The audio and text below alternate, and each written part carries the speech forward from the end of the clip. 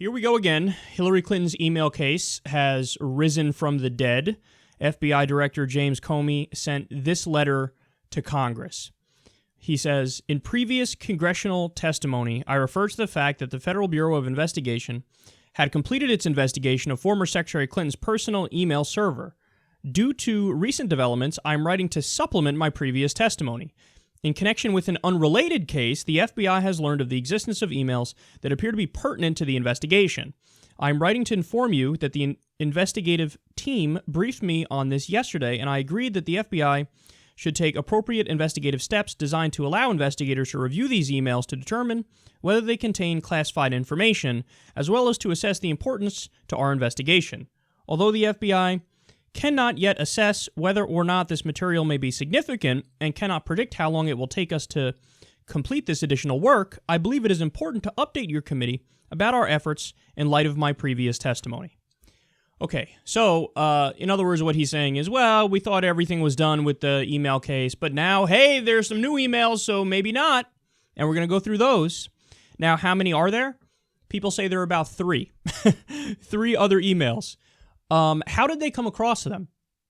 They came across them because of Anthony Weiner's wiener. So for those of you who don't know, Anthony Weiner can't stop sexting everybody on the planet. And come to find out, he actually was sexting with an underage girl, 15 years old.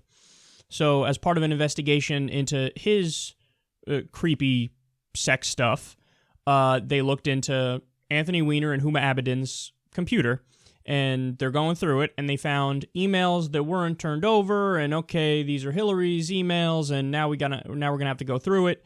And again, how many are there? They say there are about 3 other emails. Hillary Clinton's team has come out now and said, release them, we don't care.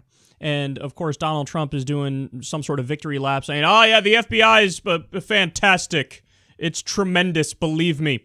And I love how, like, you could tell how rank partisan the election is, because you have the Democrats who were singing the praises of the FBI when Comey said basically no charges against Hillary Clinton. They said, oh, what a great organization. And the Republicans said, oh my God, political hacks.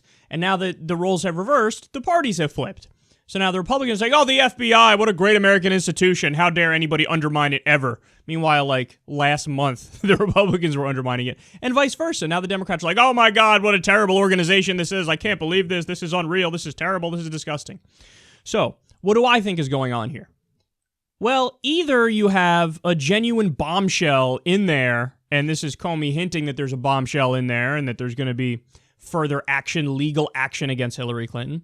Either that's the case, or he wants to make it appear like that's the case, and that's not the case. It's just 3 more emails, and there's not everything in there is banal, and there's not any more classified information. And by the way, even if there was classified information, let's say, he already said the last time, like, yeah, no, there's a lot of top secret shit in there and classified shit in there, and we're not going to go after her. Now, I disagreed with them on that, because that's crazy. There was a different standard for Hillary Clinton compared to, say, Edward Snowden or Chelsea Manning. So you got to be consistent, and they weren't consistent. But my point is that they didn't go after her before, even though they knew there was classified stuff and top secret stuff. And now, what's the argument? If you find more classified stuff or top secret stuff, you're going to go after her? Doesn't make sense. You're not going to do that. I don't believe you're going to do that. So the most likely scenario is there's not some sort of bombshell in there, but what Comey is trying to do is drop a bomb in the election. He did this 11 days before the election. And the point is, maybe not necessarily to get Trump to win, because he's so far back that it was hard, although I have more news on that later, but for the Republicans to do better in the Senate and in the House. Because, the polls that came out recently about that, before they dropped this bomb, it looked like the Republicans were in serious danger in the Senate and in the House. And that was like a long shot scenario going a while back, but then it became like a likely scenario. So there's a chance that Comey, he is a Republican, spoke to other Republicans on the low, and he said, look, man, you got to help us out here, do something. Help me out with something. And then he says, okay, well, let's drop this bomb. Say, well, there are more emails. Ooh, we just reopened the case.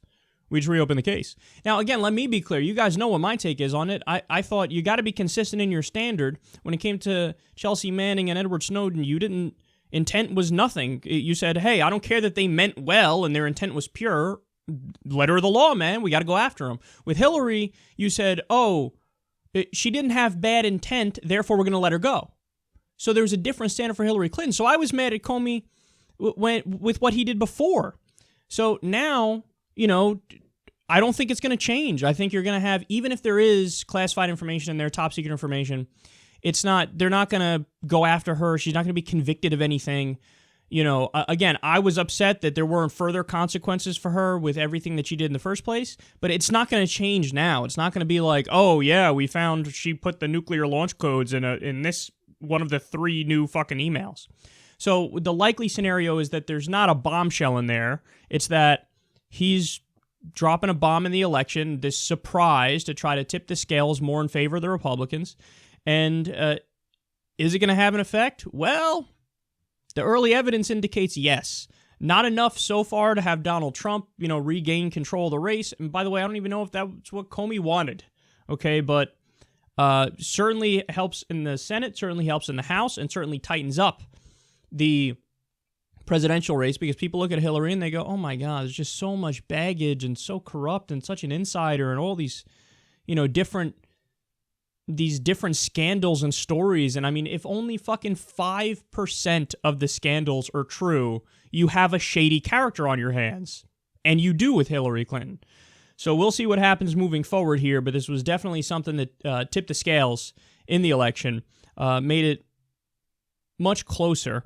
And my prediction is, first of all, you're not going to get all the information about these to come out before the election. So you're not going to have, I don't think, I could be wrong on this one, but I don't think they will be released before the election.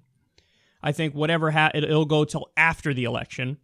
And then whatever they find is not going to lead to some sort of criminal conviction of Hillary Clinton. And hey, let's also be clear about something else.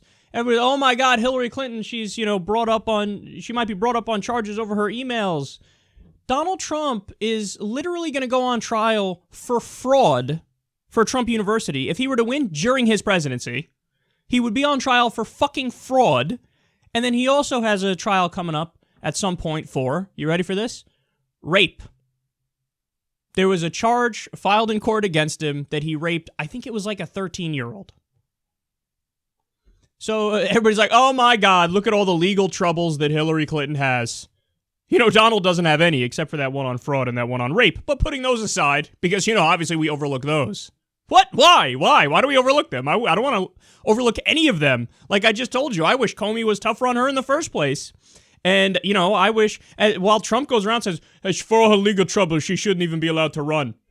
Okay, by that same standard, you're gonzo too, son. Peace.